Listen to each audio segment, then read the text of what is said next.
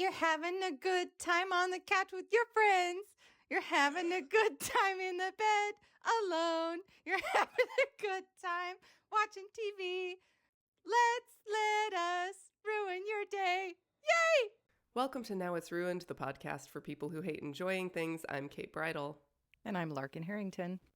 And today, Larkin has the big task of talking to us about a lot of issues that are interconnected, but we're going to talk about Jim Thorpe. And we were originally, I know, we're going to do a full version of our hammocks episode, but we didn't have time to read the books that we got, and we're trying to do better research. So I think we're going to try and do that one maybe for like our 1-year anniversary. So stay tuned for that. We are still planning to do it. We just couldn't get our shit together to do it this time. But I'm excited because originally we were like, oh, we'll just do a bonus episode about Jim Thorpe. And then we thought about it and we're like, actually it kind of ties nicely into some other stuff that we can talk about for Indigenous Peoples Day. But first, we do have some housekeeping. I don't feel as bad because the last episode, it was pretty short, so this time it's going to be a little longer. I'm sorry. First and foremost, not even housekeeping, but Larkin and I just learned that Jane Goodall died. She was a huge influence on both of us. We have seen her speak together. We studied primate behavior and ecology in college. We worked with chimpanzees at a sanctuary on our campus, and we saw her speak. My mom took me to see her speak when I was really young. Same. And How old were you? I think I was like maybe 14. I was 13 9. or 14. Oh my God. Yeah. Yeah. And you were like locked in immediately. Oh, totally. And my mom got us tickets and she took me and I got my book signed in The Shadow of Me Man. too. And I think I have Reason for Hope. I think that that was the one that I went to. In The Shadow of Man is what I read as a kid and was like, I'm going to be her. And because I was the youngest person the youngest person there, they ushered me to the front to meet her first. Oh my gosh.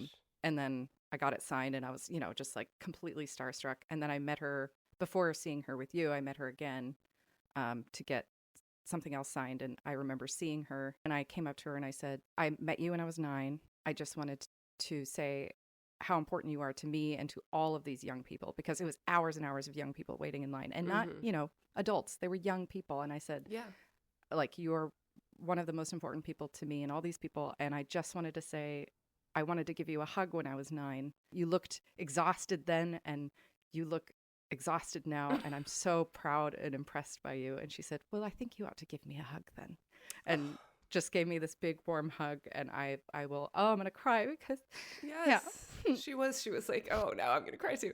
She was like such a warm, just warm person. And like my mom was obsessed with her and like, thinking about their parallels, like both brilliant writers, like very fierce advocates for all sorts of causes, but especially like nature and animals. And, it makes sense that my mom latched onto her. And I love that she passed that on to me, and losing them both this same year feels like weirdly and stupidly and cruelly like apt. I don't know. Yeah. But anyway, Jane, we loved you. We love you still. And you deserve the rest. Yeah, she was like, she was still out there, man. 91. Yeah. Wow. Like thinking about that, like that's why you and I met. Yeah. Like Jane Goodall brought us together. Oh God. Okay. This is a great way to start. Oh no, I really set Larkin off. I'm like crying a little and like wiping my tears away, but I really made Larkin go. Oh shit. Sorry. Okay. No, it's okay. No. We're good. We're gonna be okay. We're fine. And this is an emotional couple of days. Like we had an emotional recording yesterday. Yeah, I know today's is gonna be really rough. We Yeah. recorded our bonus episode for October yesterday, which is about the disappearance of Jacob Wetterling, which is really dark and horrible. So we're like deep in it right now, guys. So yeah, and this one's gonna be hard. Hard. So okay, we're gonna get our shit together. I have a piece of genuine housekeeping. On our last episode, we were like, we're going to start a contest for people to guess how much money is going to be in the Colin Hanks jar when we fill it up. And then we gave no instructions on how to guess or like what to do. We were like, yeah, just guess. And it was terrible. So to recap, we have a jar, a mason jar that I keep on my desk that has a picture of Colin Hanks on it. And I put a quarter into it every time we mention Colin Hanks. And when it's full, we're going to pick a charity that we think he would approve of, and we're going to donate it. And it's a fairly standard sized, maybe slightly large mason jar. It's not one that you would like drink out of at a wedding. It's bigger than that. It's like 16 ounces, right? Sure. It doesn't say. No, I should have that's measured like it. 20. But whatever. It's probably about 20. Yeah, probably roughly. We guess roughly 20-ounce mason jar. If you want a visual, go to YouTube or Instagram. We'll pull this clip maybe and just put it on. It has currently $3.25 in it, so I will hold it up closer so you can see, you know, how much. It's not even, the bottom isn't even covered. So we want you to guess how much is going to be in the Colin Hanks jar when we fill it up. Please don't cheat and get a mason jar of this size and cheat it and fill it with quarters and then count them out. That's not fair. And it's no fun, though. I guess we won't know if you did it, but Colin Hanks will know. Colin will know. So submit your guesses. You can do it on social media, on Instagram, on Patreon. You can message us or just put it in a comment somewhere. You can also email us at nowitsruined@gmail.com.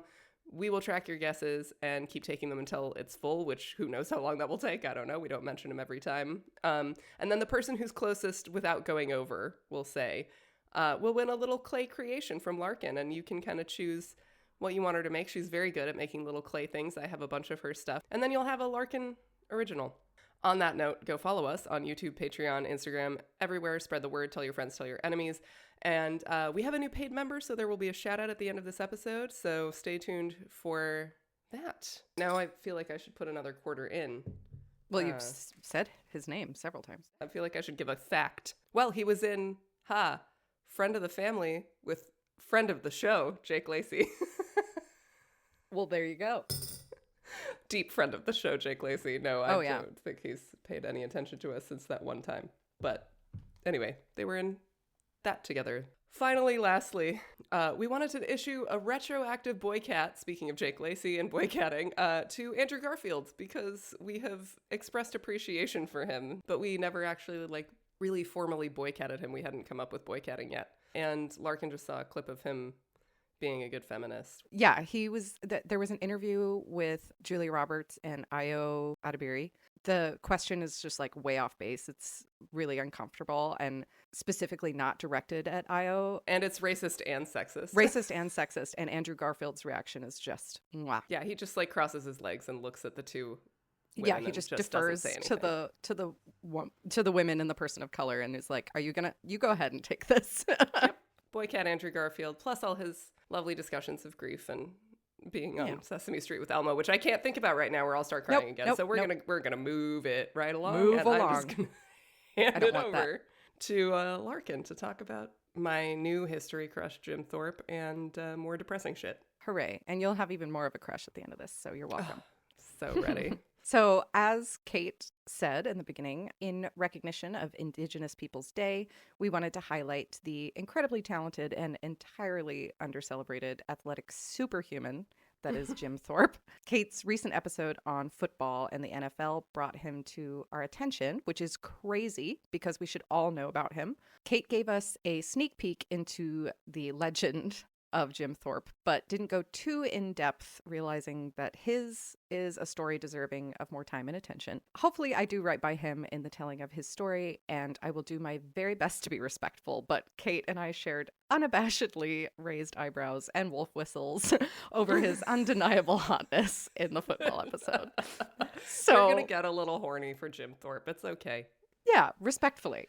Respectfully horny. We promise to be respectfully horny about it. He was played by Jason Momoa in Drunk History. That is a great episode of Drunk History. I think he's hotter than Jason Momoa, but of course Jason Momoa is too conventionally handsome for me. So that's my problem there. But God bless Drunk History. I just, they always try to cast people and have people speaking of the stories who have lived experience or who are a member of the community that's being discussed. Like when they did their Stonewall episode, they cast trans people. And so Jason Momoa he's Native Hawaiian and also Pawnee. So he is a Native man. And obviously Jason Momoa also does look like he could play football and dominate in a lot of sports. Yeah. So it worked out well. And he's built like Jim Thorpe. And he's hilarious. He's really good in it. I'm so sad that show got canceled. I'm so mad about it.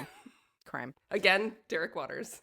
If you ever hear this, please reach out. Reach out. We would love to have you on. Is that a boycott? I think, have we boycotted? Boycott for Derek Waters boycott? For sure. Snaps. Yes, absolutely. Absolutely. Having said all of that, it is definitely less surprising for me to not know who he was, as I know so little about football players or sports in general, and I'm not a part of that world of understanding. But really, we all know a little bit about football and football players. It's almost inescapable in this country to not know who like Tom Brady is or Peyton Manning. And it feels as though Jim Thorpe should be a more prominent name in our collective historical conscious, given how much of a legend he really is, because it seems that anything he touched, he was good at. And actually, not just good, he excelled. And the reason we don't know about him, that we don't talk about him, that he isn't one of the first names that comes to mind when you think about football instead of all the other names that come up, is for the simple, infuriating reason that he was Indian American. Now, I would just like to briefly mention that throughout this episode, I will mostly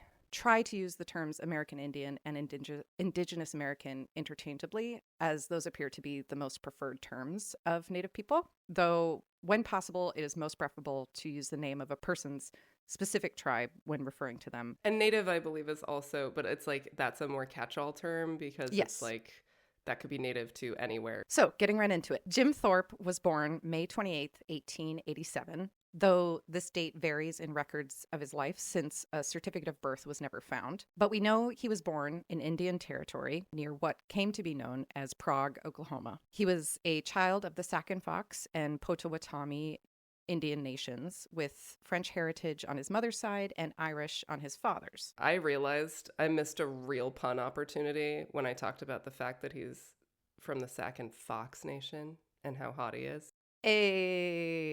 Putting the fox in Sac and Fox. In Sac and Fox. Is that disrespectful? I don't know. I don't know. Too disrespectfully horny?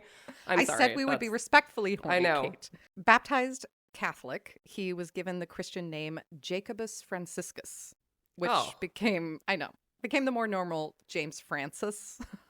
Jacobus? Come on. Yeah. You gotta go that Latin with it? Damn. They did. Growing up predominantly Sac and Fox, his father's birth tribe, his given name was Wa-Tho-Huk, in the Sauk language meaning bright path the lightning makes as it goes across the sky, or simply bright path, which feels like an incredibly apt name for this person. He had 7 siblings, one his identical twin, Charlie. As a boy, Jim was enrolled with Charlie at the Sac and Fox Indian Agency boarding school in Stroud, Oklahoma. After numerous instances of truancy, and I put that in quotes, and I will discuss that later, okay, he was sent off to the Haskell Institute, another Indian boarding school in Lawrence, Kansas. He attended Haskell for 2 years before he left to work on a ranch, and I will talk about that later as well. Then in 1904, at the age of 16, Jim was enrolled at Carlisle Indian Industrial School in Carlisle, Pennsylvania. It was here that his lifelong love of athletics was fully realized. Any and every sport that Jim Thorpe tried, he absolutely crushed at. Jim excelled at literally everything. Get ready for this list: bowling, golf, tournament-level tennis, handball, rowing, gymnastics, billiards. He was competitive in track and field, football, baseball, basketball, lacrosse, hockey, boxing, and even ballroom dance. Are you kidding me? I'm not joking. He won the Intercollegiate Ballroom Dancing Championship in 1912. Stop it. I know.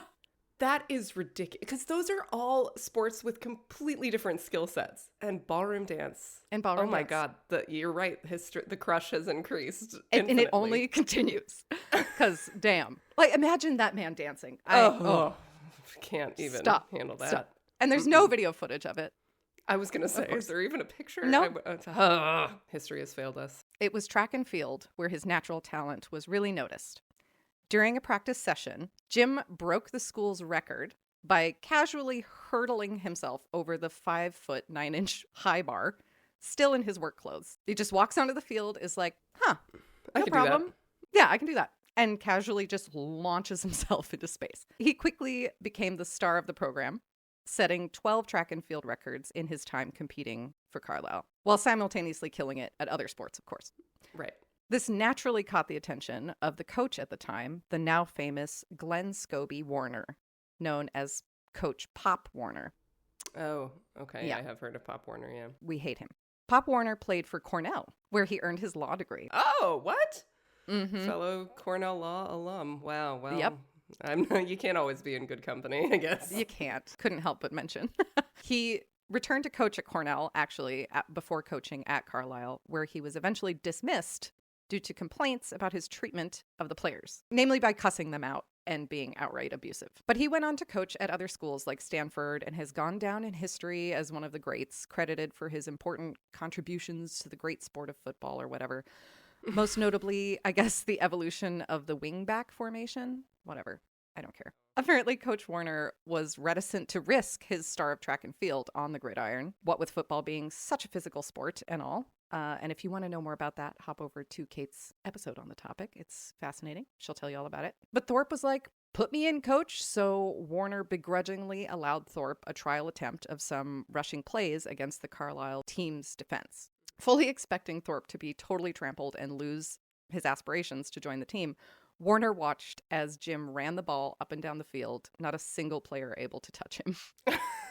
He was, not shockingly, quickly recruited onto the football team and crushed it as a running back. And this is how his name first gained national attention, when he earned his team a shocking win against Harvard in 1911. And when I say he earned, I mean he earned.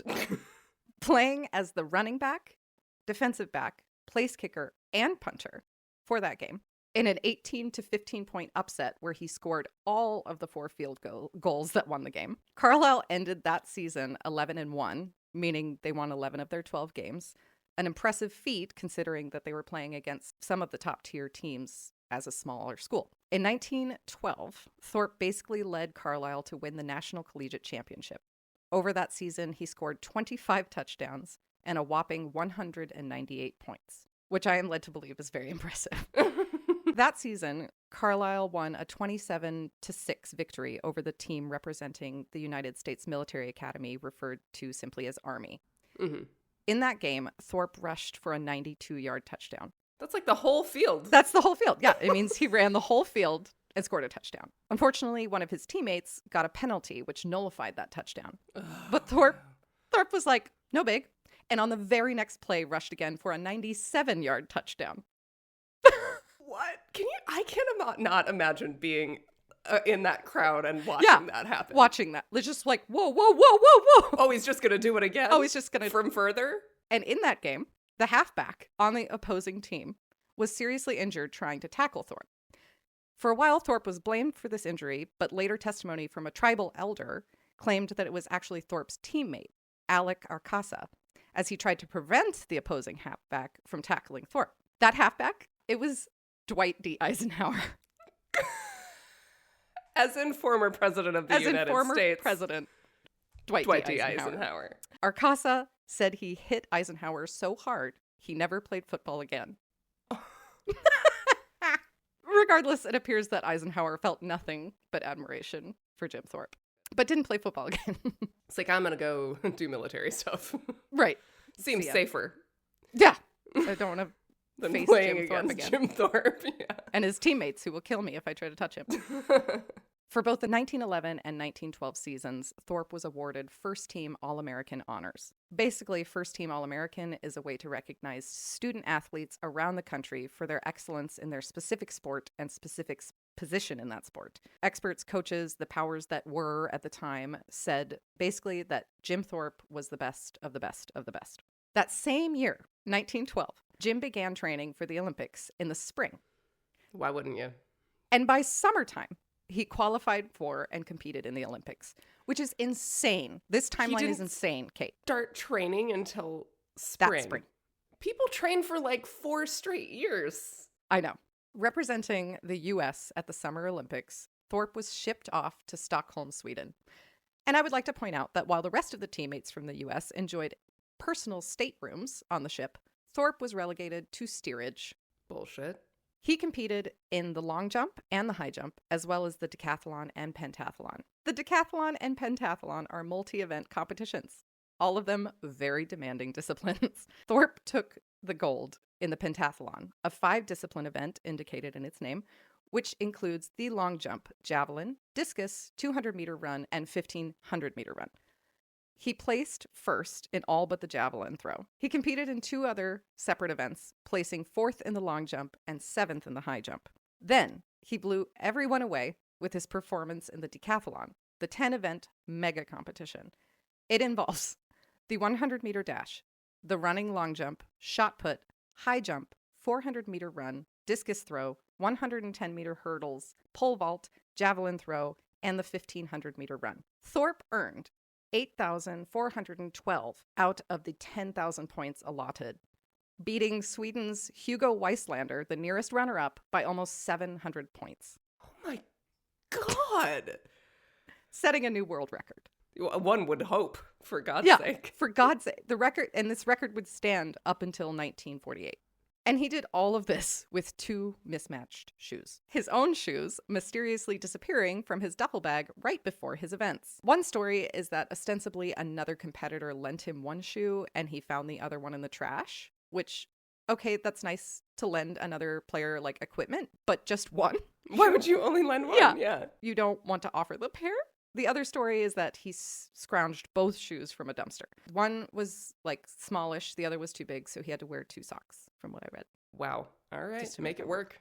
Mm-hmm. Make it work moment. Tim Gunn would be proud. It is obvious that someone was trying to sabotage our boy. And man, how I bet they had egg on their face. Because after his impressive win, King Gustav of Sweden congratulated Thorpe, proclaiming, quote, "Sir, you are the greatest athlete in the world," end quote. Fucking right. To which Thorpe humbly replied, "Thanks, King." I love him. I love him. I love him. I love him. Which is not only sweet, it's just badass. Yeah, thanks, King. And remember, it was only 4 months later that he did all of those amazing football things I just told you about. Unfortunately, during that time, there were very strict rules in place regarding amateurism for athletes participating in the Olympics. And Kate, you mentioned this in your episode. Mm-hmm. Athletes compensated in any way for playing any sport were not considered amateurs and were therefore not eligible to compete, which is honestly just stupid and has since been abolished. But because of this dumb rule, an asshole journalist named Roy Johnson and a loose-lipped coach, Jim Thorpe's hard-earned gold medal wins came into question. In January 1913, the Worcester Telegram published a story claiming that Thorpe had played professional baseball. And he had played semi-pro baseball in the Eastern Carolina League for Rocky Mount, North Carolina in 1909 and 1910, and he was paid for it if you call as little as $1 to $2 per game payment, which was reportedly what he received. Semi-professional. Yeah, it's semi-pro. While the general public didn't seem to give much of a shit about this, the International Olympic Committee, or the IOC, and the New England Association of the Amateur Athletic Union, which I will refer to as the AAU from this point forward. Okay. They sure did. They cared a lot. And Thorpe was stripped of his Olympic titles, medals, and awards. Bullshit. In a letter hoping to plead his case, Thorpe wrote, quote, "I did not play for the money there was in it, because my property brings me in enough money to live on, but because I like to play ball. I was not wise in the ways of the world and did not realize this was wrong and that it would make me a professional in track sports. Although I learned from the other players that it would be better for me not to let anyone know that I was playing, and for that reason, I never told anyone at the school about it until today," end quote. Other players who knew about the rules about amateurism had an unspoken kind of understanding that you didn't use your real name when playing, whereas Jim always used his real name. And the IOC and the AAU had misgivings about this. They were like, if other players knowingly did this, they should come forward, and is it really right to punish such an amazing athlete as Thorpe? But in Thorpe's absence, Pop Warner, good old Coach Pop, took Jim's medals and trophies from his home and shipped them back immediately to Stockholm. What a piece of shit. Basically, what the fuck is wrong with you? Yeah, making any further attempts to argue the charges impossible. But Warner's hasty movements and the strict actions of the acting national secretary of the AAU, James Sullivan, are way more indicative of a damage control mission or a cover-up in order to save face. And this is also a reflection of Europe's historical gatekeeping that remained as an element of the Olympic Games at that time. The original rules for eligibility in the Games were explicitly designed to prevent poor and middle-class athletes from competing. George Freeth, a native Hawaiian swimmer and surfer, was not allowed to compete that same year in the 1912 Olympics because he had worked as a lifeguard. That's more ridiculous than the semi-pro baseball thing, because you're like, well, although even that, you're like, he's not playing baseball. What does it have to do with track and field? Right. I guess It you doesn't. run in baseball, but you I don't guess run you that run a much. little bit. Oh my God. They also tried to bar John B. Kelly, Grace Kelly's father. He was an American Olympic champion sculler, but he went on to earn medals. Any way you look at it, it's garbage. And Thorpe even says so in his letter. Like, what does baseball have to do with track and field? Like you just said. It is pretty evident to me that it was a group of powerful white men who were very clearly saying, we don't want you here, and we certainly don't want you getting recognition for your talent. Jim was definitely upset by all of this and angry. Purportedly, he remained very stoic about it and really refrained from talking about it. This was not the case for his friends back at Carlisle, who raised all sorts of hell about how unfair it was. They went after the school and its officials, who they felt should have stood up for their friend. They put together a petition for an investigation into the school's misconduct, which instigated an internal investigation and congressional hearings. Go, boys. Mhm. That's awesome. The hearings turned up a whole lot of dirt and complaints about the school, namely the mishandling of funds from the football team and how shitty Coach Warner was to his team. Coach Warner, as the president of the athletic department, was found to be in control of these funds, and the football team had earned a lot over Jim Thorpe's time there. I'm sure they did. Mhm. Yeah. Even more damning, Warner was accused of paying the football players. Oh. Warner denied all of this, but while the congressional committee believed him, the athletic department was totally gutted from the investigations financially. Neither the football team or the school really ever recovered. Warner left the school and it closed in 1918, reappropriated by the military. Despite the injustice of having his titles revoked and his name stricken from the record books, Thorpe went on to build an impressive sports career. That same year, he was dealt such a shitty blow, 1913. Jim married his school sweetheart, Iva Miller, and started his 6-year career in Major League Baseball, signing with the New York Giants, now the San Francisco Giants. Oh, right. New York Giants are now a football team. They are now a football team, which he did play for. Oh my God, of course he did. Yes. Mm-hmm. During that time, he also played for the Cincinnati Reds and the Boston Braves. But his professional football career was where he really made his mark. He played for the Canton Bulldogs of Canton, Ohio, starting in 1915 for $250 per game, which would be the equivalent of almost $8,000 today. And he was worth it, given the crowds he pulled just to watch him play. He went on to lead the Bulldogs to league championships in 1916, 17, and 19, and the team was widely acclaimed as the best in the country during his time there. The Bulldogs were one of the 14 teams that made up the American Professional Football Association, which became the National Football League, and Thorpe served as its first ever president. After the Bulldogs, Thorpe played for the Chicago Cardinals, the Cleveland Indians, the Rock Island Independents of Illinois, the Pine Village Pros, Indiana's first professional team, and the New York Giants, as we said, the football team. He also played for a team called, the Urong Indians of Ohio, an all-Indian American team. The players were forced by the financial backer of the team, Walter Lingo, to perform mock war dances and other, quote, Indian tricks before games and during halftime as entertainment. Oh. I know. And his name, Lingo, like, fuck this guy. Lingo was the owner of the Urong dog kennels, and he formed the team literally as a way to advertise his Airedale Terriers.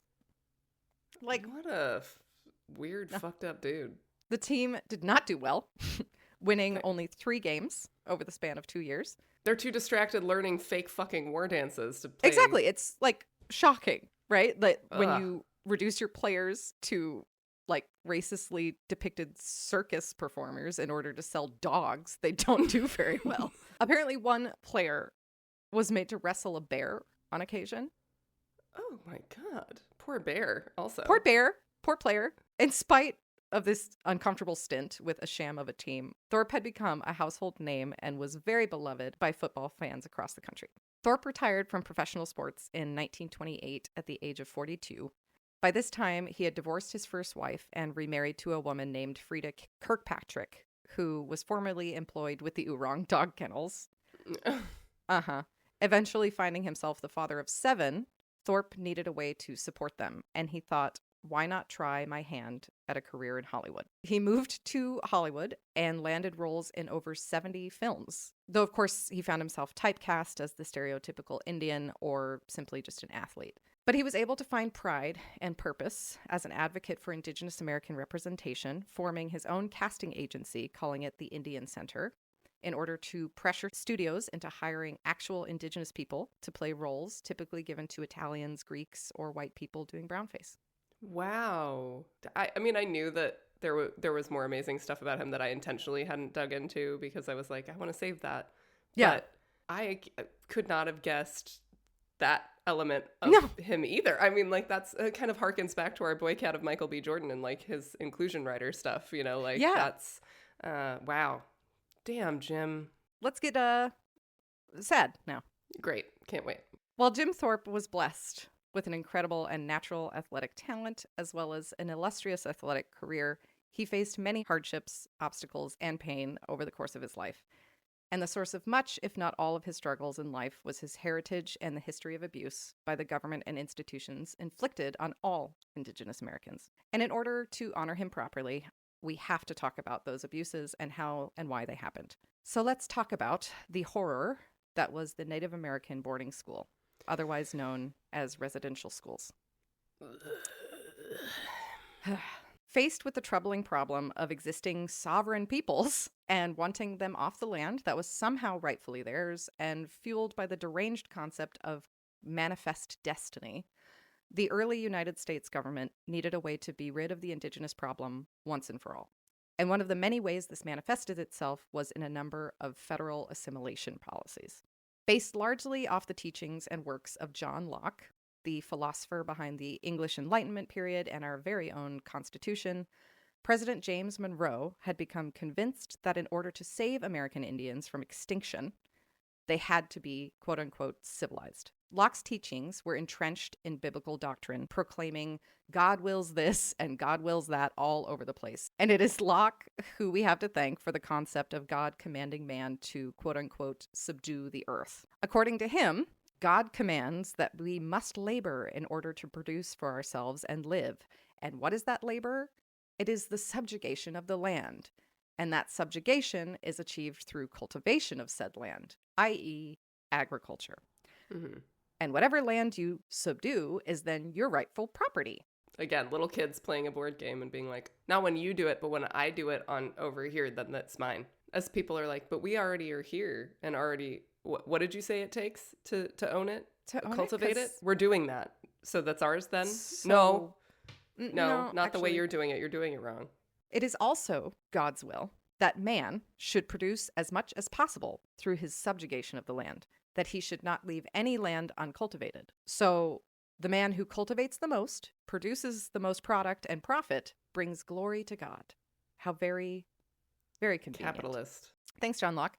And of course, this stood directly at odds with how Indigenous Americans interacted with and considered the natural world. Thomas Jefferson, who revered Locke, and James Madison after him, believed strongly in the notion of quote-unquote civilizing Indigenous Americans, both pushing civilizing policies. And Monroe carried on this fixation, imploring Congress to put in place quote-unquote benevolent provisions to, quote, save them. The mental gymnastics of, you're about to enable some atrocities, so you got to frame it for yourself and others as though you're actually helping. Fuck off. Fuck all the way off. In his State of the Union address in 1818, Monroe stated, "Experience has clearly demonstrated that independent, savage communities cannot exist within the limits of civilized population. To civilize them and even to prevent their extinction, it seems to be indispensable that their independence as communities should cease and that the control of the United States should be complete and undisputed." Essentially, an ultimatum. Become civilized or face extinction.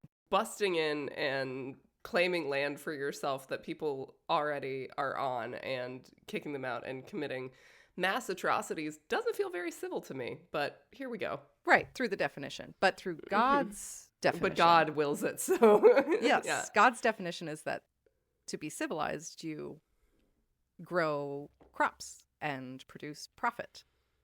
If that's So God's deal, like, why do you worship him? Tell him to go fuck himself. Congress listened to Monroe's plea. In 1819, they passed the Indian Civilization Act, or Civilization Fund Act, with an approved $10,000 to be set aside annually for the education and civilization of Indigenous peoples by, quote unquote, benevolent societies, meaning the government or Christian institutions. If you have to call yourself benevolent, Yeah, am I not merciful? Yeah. right.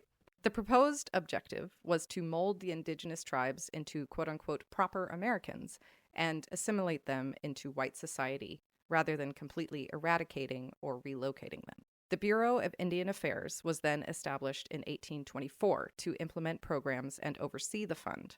Over the following decade, 52 schools were created, administered by either the federal government or Christian missions, and thus began the systematic abduction of Indigenous children, sanctioned and paid for by the state. Despite the supposed lofty goal of peaceful indoctrination, the following years saw the forced removal of tribes to the west of the Mississippi. Finding justification in the ideal of manifest destiny, the expansion of the so-called American project, the invasion of tribal land, was divinely ordained. Remnant tribes in the eastern part of the country, including the Hurons, Miamis, Shawnees, Ottawas, Choctaws, Chickasaws, Seminoles, and Creeks relinquished their land and left for the west. The Cherokee and others, including the Navajo, however, were systematically forced to leave, herded across the land for hundreds of miles like animals in a forced march. The most infamous of these marches being the Trail of Tears, where 1 in every 4 Cherokee would die from starvation, exposure to the elements, or disease.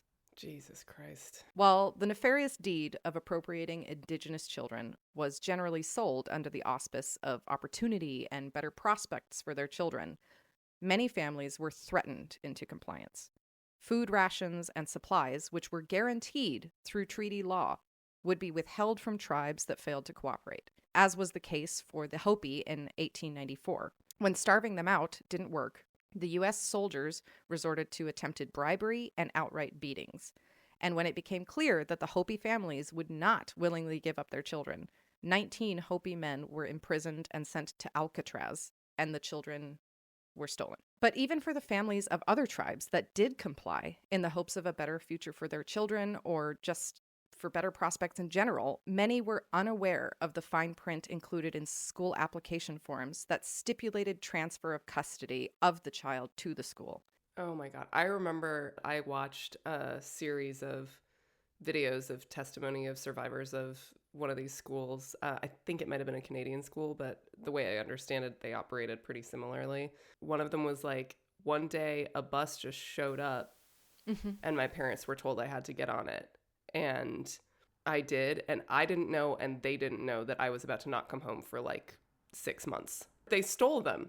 They stole them. Some testimonials that I read were they would just lasso the children and rope tie them together. This is what happens when you allow yourself to dehumanize other human beings. We all have to do the work within ourselves because it is a thing that our brains do very easily. We gotta fight that as much as we can every time we try and put any group of people in a box that dehumanizes them. You gotta, especially if it's based on race, for fuck's sake. I'm struggling with it with the right. I know. I have a little more time for it when it's based on actions, but it's still dangerous. We don't want to do it. And it doesn't serve anybody. I mean, I don't know if I've said this on the air, but I think the same thing about like calling serial killers monsters or like calling criminals. It doesn't serve anybody to act like they're in some way different from the rest of us or like outside the box. It's like they're not. They're a person just like you, and their circumstances and their genes and all of these other things have collided to make this person who is doing horrible things. Calling them a monster, I think, puts too much of a barrier up, and it doesn't help us solve a problem of how somebody gets that way. Exactly. So, and who does it serve? right. Well, it's easier for us to lock them up and throw away the key and not look at it. You know, it's hard to think about, could I have wound up that way? But yes, any of us could. Humans are humans. As one of the earliest and more influential of these residential schools, the Carlisle Indian Industrial School was founded in 1879 by military officer Richard Henry Pratt. Okay, is finding historical crushes, I'm finding historical enemies who I hope to face in the afterlife. His personal mission: completely assimilate all Native Americans. He wanted to abolish all Native reservations by stealing every Native child and forcing them into white households across the country, isolating each one and separating communities, thereby destroying them. And he was successful in creating a model for this, namely through his creation of the flagship that was Carlisle Industrial School, built up from what was formerly Army barracks. And following in the theme of its birthplace, Carlisle was very militaristic in its operation. The reasoning and result of the militaristic way that these schools were run was twofold. Firstly, it kept students in line, kept them more manageable, and instilled a sense of unquestioning obedience.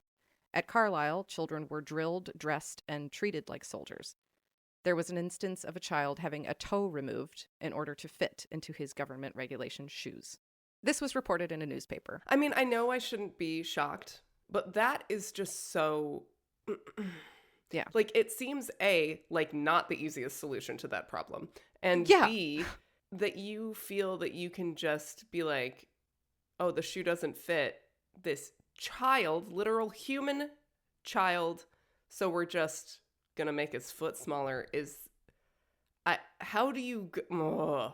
I discovered in myself that it works as a really good metaphor for me spiritually because it shows the thinking. Don't Yeah. change the shoe, change the person. Don't help that person. Don't be there with that person. Don't be a part of them. Change them. You're right. It's the perfect metaphor for this whole fucking thing. The children were even made to hold court with their peers and enforce rules upon younger children, forced to play judge and punisher under the watchful eye of Mr. Pratt. Secondly, this traumatic schooling, and it's a real stretch to call it that, was used to quite literally prepare these children for war. They were cultivating generations of young adults brainwashed into participating in the American military-industrial complex. They were training children to become laborers. They were training children to go to war, and certainly not against the people that stole everything from them, but for them. Carlisle served as an experiment in many ways, one that was being appreciated as effective. The Commissioner of Indian Affairs at that time, Thomas J. Morgan, is quoted in a speech stating that, quote, "It's cheaper to educate Indians than to kill them," end quote. And from what I understand, Carlisle then became more of a school for older children who were sent there after having experienced other residential schools. An initiative was later introduced at Carlisle, which was referred to as outing, where children were sent out to local farms, ranches, or businesses to work. The alleged purpose, of course, being to provide opportunities to learn trade or skills while making a modicum income and learning how to enter into economic society. Where have we heard this before? Huh. Go listen to our road signs episode to learn about the maybe prison pop back- industrial complex. So what do they call it? Shit.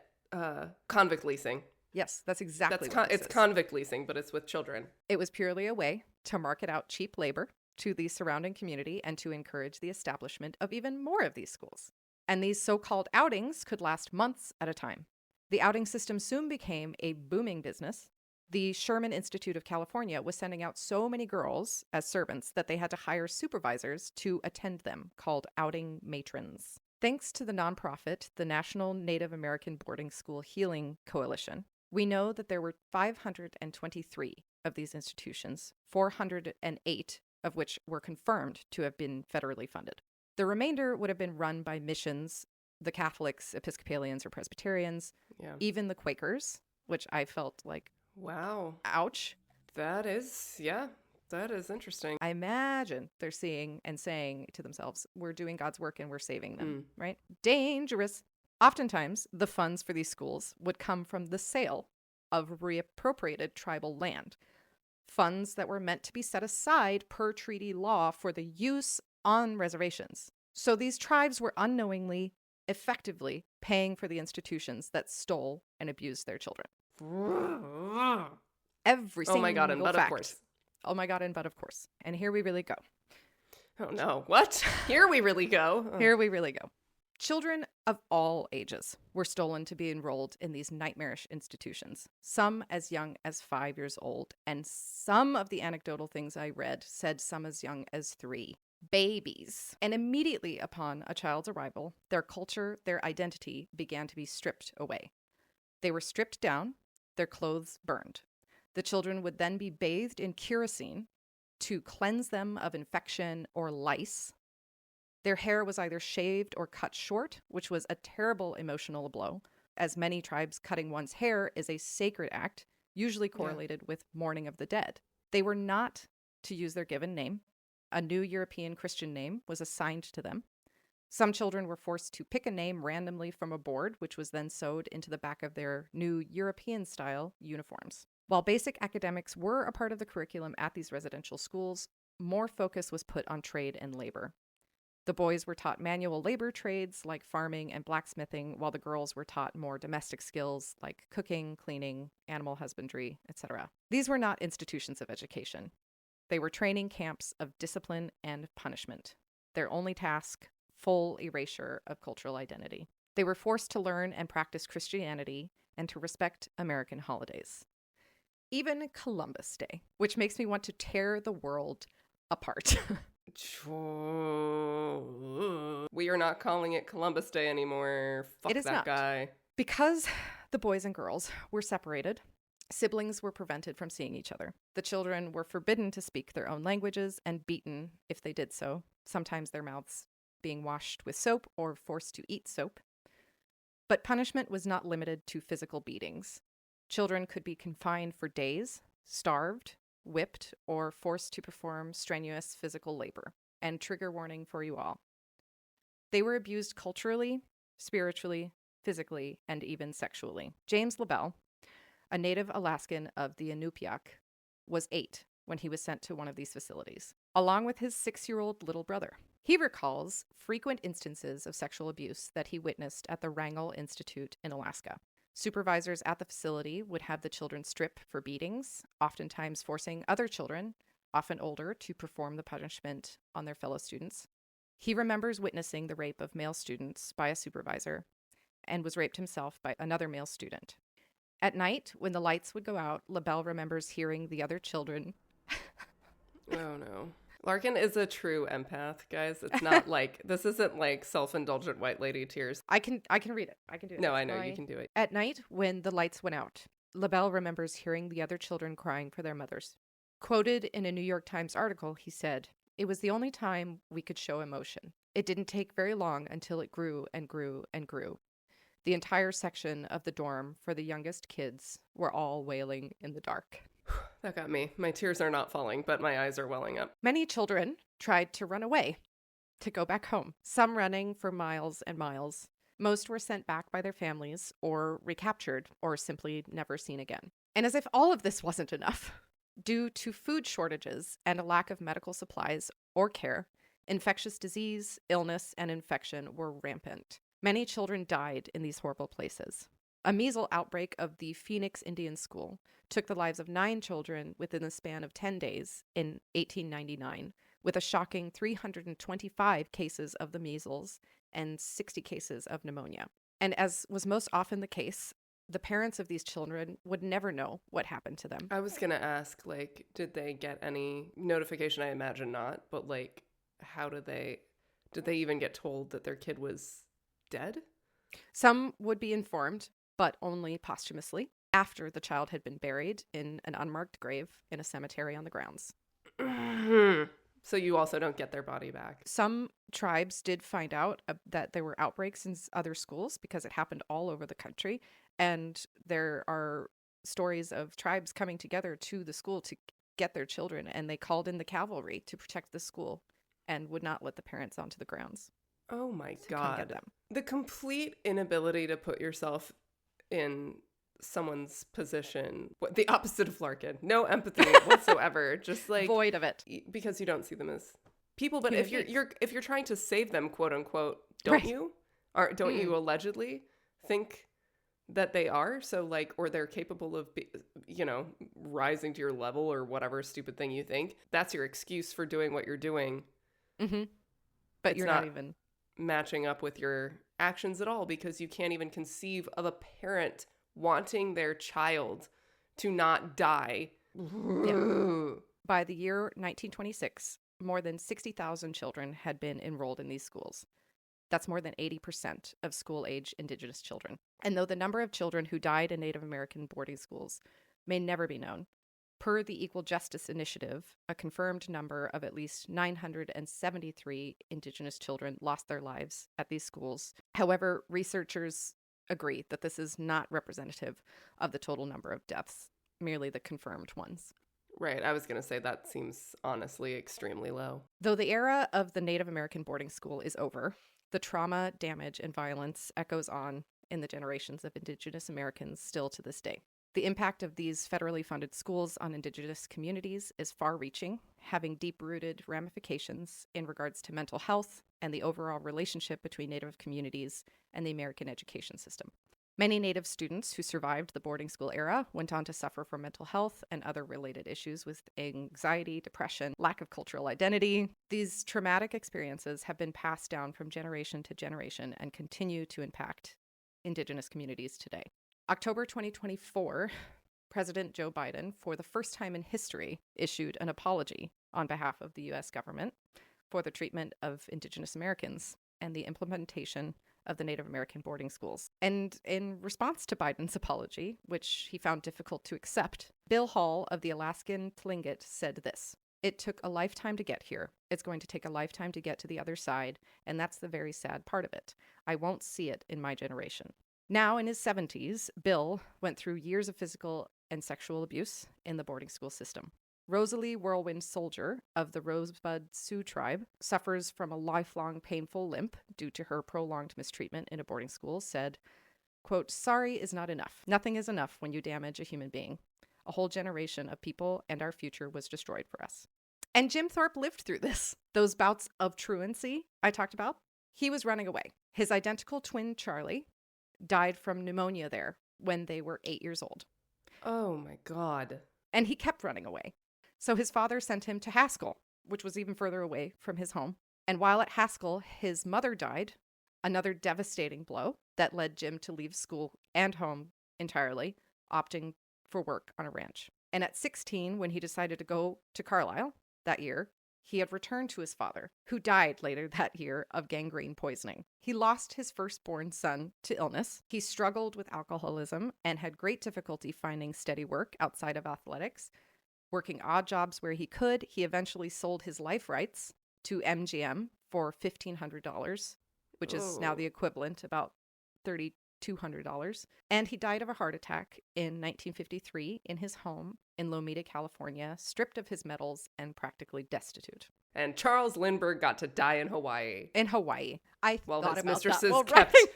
all his secrets for him. Thorpe's family, along with a biographer, Robert Wheeler, did not give up the fight to have Jim's medals restored, even after his death. But they met curiously strong resistance, surprisingly, from one of Jim's former teammates, a teammate who competed with him in the Olympics in 1912 and who came in 6th in the pentathlon, and who, with Thorpe out of the running, became national all-around champion. And who became the president of the IOC in 1952, year before Thorpe's passing. That teammate was Avery Brundage, another opponent of mine in hell. He got the finger pointed at him for ratting Thorpe out in the first place to the IOC and for the shoe stealing debacle. I was just going to say, if anyone's a candidate. If anyone. For stealing Jim's but shoes. your own teammate. Little right. Jealousy. rat bastard. But even without any concrete evidence for this, his staunch opposition to the petitions to have Thorpe's titles reinstated speaks volumes to me, especially given that he later admitted that his elevated standing, due to Thorpe's amateur status being removed, played a huge part in his business successes. And Brundage was largely disliked by many. Even entire countries hated him. And even those in the athletic world were relieved when he stepped down in 1972. And that very next year, Thorpe's amateur status was reinstated. So yeah, fuck this guy. Robert Wheeler, the biographer I told you about, and his wife, Florence Ridlin, who together established the Jim Thorpe Foundation, they were still fighting for Jim, searching in vain for a 1912 Olympic rulebook that no one seemed to be able to produce for them. One day, digging through sports archives, Florence happened upon a nondescript pamphlet on the ground hidden behind some shelves. It was a copy of the 1912 rules and regulations for the Swedish Olympics. According to her husband, she collapsed in tears. Wouldn't you? You just Wouldn't are you? like, I'm never going to find this. Mm-hmm. And then on the floor, I mean, Hidden. just, wow. And there it was, right in front of her, Rule 13. Quote, objections to the qualification of a competitor must be accompanied by a deposit of 20 Swedish kroner and received by the Swedish Olympic Committee before the lapse of 30 days from the distribution of prizes. The letter from the AAU disqualifying Thorpe had arrived well past the deadline, and there's no evidence it included 20 kroner. The retraction of Thorpe's medals not only was unfair, it was illegal. Oh, Ha! yes. I love a loophole. Yes, loopholes. By this time, there were many important people vouching for Thorpe, and the IOC eventually caved. His honors were restored. They were finally presented to Thorpe's children in 1983. His legacy restored to its rightful place as the greatest athlete in the world. Thorpe was posthumously elected a charter member of the Pro Football Hall of Fame in 1963 and was voted the 20th century's greatest athlete in 2000. But then there's the issue of Jim Thorpe's remains. He is buried in eastern Pennsylvania outside of a little town that he never had occasion to even visit. Thorpe's third wife, Patricia Gladys Askew, or Patsy, she had no respect for tribal tradition. She even had disdain for it. On the day her husband was to be interred on a family plot near his home in Oklahoma, Patsy burst into the ceremonial hut where his body was being prepared and demanded his body be taken away. Apparently, the state government had not honored the promise of paying for Thorpe's memorial, so in protest, Patsy offered her husband's body up as a tourist attraction for the Pennsylvania towns of Mauchunk and East Mauchunk, who gladly agreed and changed their name to Jim Thorpe, Pennsylvania. That is so fucked. He asked his children before he died, he just wanted to go home. Yeah, he spent his whole fucking childhood trying to run back home. Run home!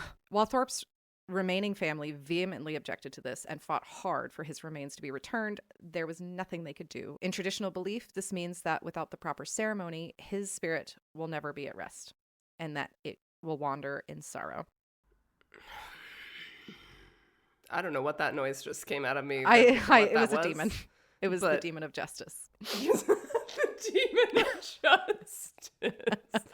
Yes, that is what it is. I want to punch everything. His children fought for years to return their father's remains to their rightful burial place in the Sac and Fox territory, but to no avail. But sports were not Jim Thorpe's only legacy. His work with the Indian Center, which later became the Native American Actors Guild, helped many American Indians all over the country.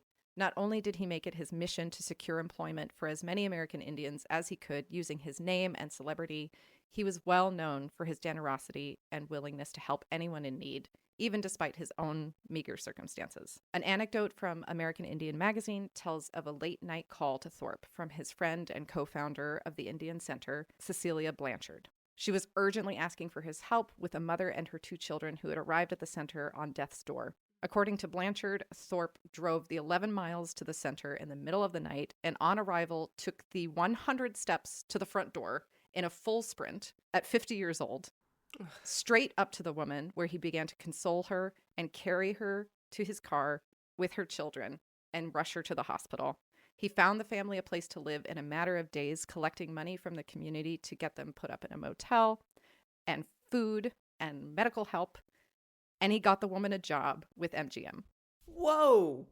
Not just like, oh, and he got her a job in the grocery store. Got her a job with MGM.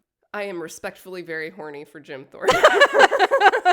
And we knew it would come around, folks. I am also respectfully snaps, boy cats all around for this man. Ultimate boy cat for Jim Thorpe. Boy cat king. We give boy cats out for way too little a lot of Way the too time. little at this. Yeah, I know. He's setting the bar a lot higher. New standard. The world knew him as a superpowered athlete, but his community knew him as Akapatama, meaning caregiver in the Sac and Fox language. In an interview with American Indian Magazine, Thorpe's son Richard recalled, "Dad was always helping others financially or by finding them work in the movies.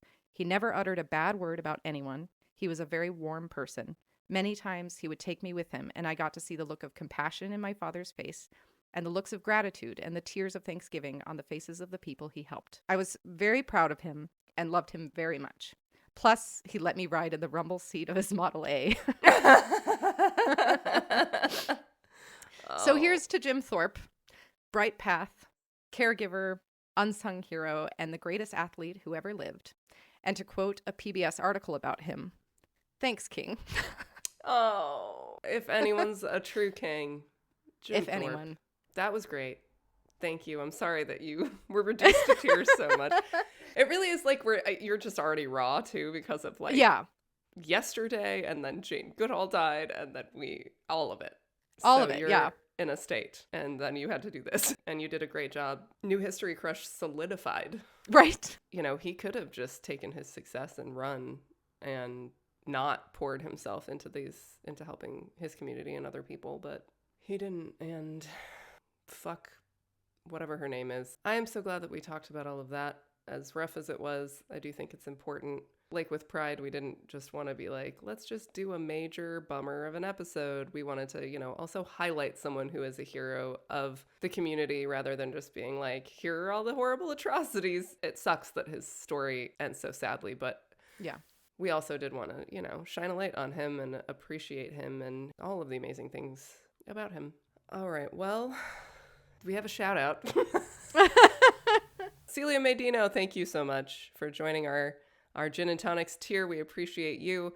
And if you want a shout out, head over to patreon.com/Now It's Ruined and join one of our paid tiers. You can join our hammocks tier for $3 a month or our Gin and Tonics tier for $5 per month. If you join that Gin and Tonics tier, you do get a whole entire bonus episode every single month. We just released one in September about Nessie, which was a lot of fun. And then we got less fun, as I mentioned, this month for October and got a little true crimey. So back on track with producing bonus content now that we got past that difficult summer that we had. Thanks for listening. Go, I don't know, donate to something. We'll see you next time for I don't even know what, but we'll find out. What's Will's? Oh, no, next time will be Halloween. Also want to thank Will Moran for all their help on this. So shout out to you, Will. Love you. Thank you. Thank you, Will. Again, tune in next time for the Halloween episode. And after that, who knows where we'll go. Love you all. Tell your friends, tell your enemies. Especially your enemies. Start your own list of enemies that you will punch in the afterlife. It's cathartic.